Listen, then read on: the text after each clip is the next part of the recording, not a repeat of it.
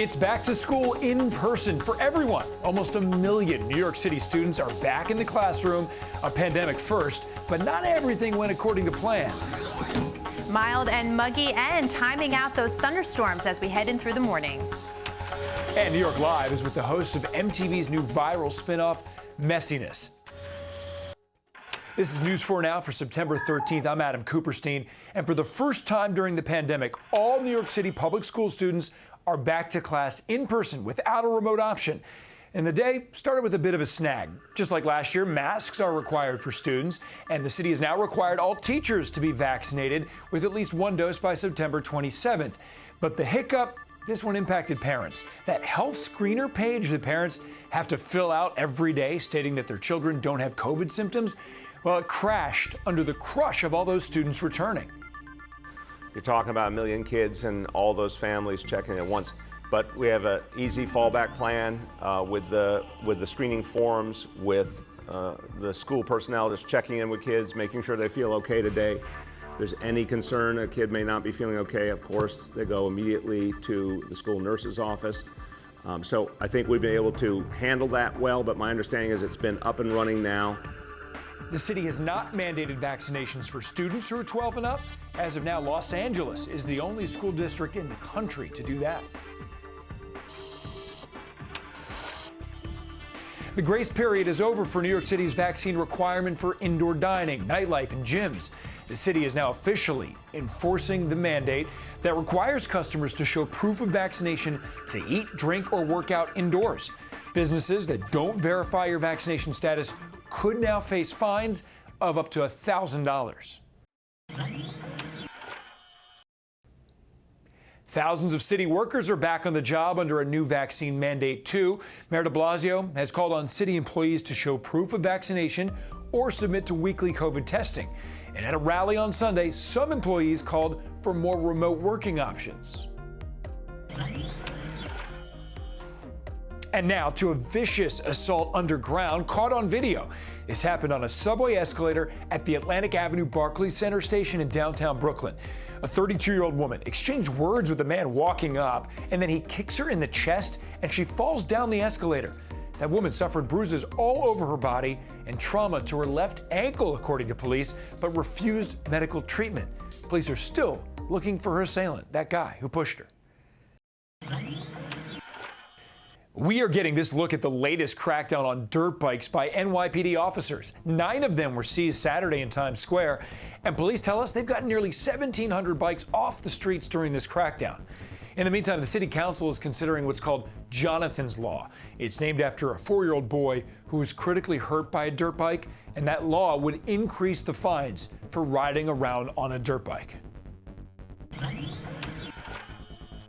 Well, some call it the Super Bowl of fashion. It is Met Gala Monday. Normally, it's held on the first Monday in May, but the massive fashion event got postponed because of the pandemic.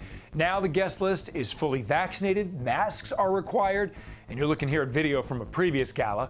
Co-chairs this time include a lot of Gen Z heavy hitters like actor Timothée Chalamet, superstar singer Billie Eilish, inaugural poet Amanda Gorman, and tennis star Naomi Osaka.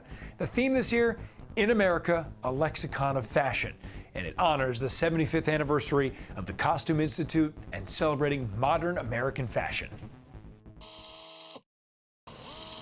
Hi there, I'm Storm Team 4 meteorologist Maria LaRosa. Definitely feeling like summer as we are winding our way toward fall on the calendar.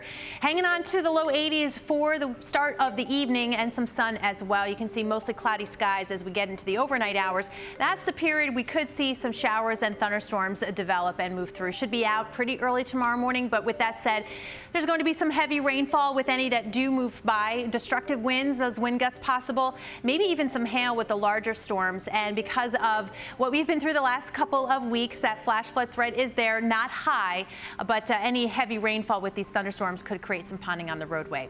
Otherwise, we stay muggy. It's still going to be mild in the morning. 68 degrees for the city, 63 in White Plains, 59 to start your day in Poughkeepsie, and we'll be in the mid-60s for parts of Long Island. After another stormy start to the day, we'll end up into the 70s. If you ever watch MTV, you have heard of ridiculousness. Now there's a new spin-off, and New York Live sits down with the masters of messiness. From drunken debauchery to awkward proposals, MTV's new series showcases people living and celebrating their messiest lives. Get ready to get messy. The Ridiculousness spinoff is hosted by Master of Messy herself, Nicole Snooki Polizzi, and a celebrity panel that includes Tori Spelling, Adam Rippon, and Teddy Ray. Whoa. Wow. Oh. She's jealous. Yeah, That's jealous. jealousy is a Yeah, disease. like let your girl go. Nicole, please define messiness in the sense of this show.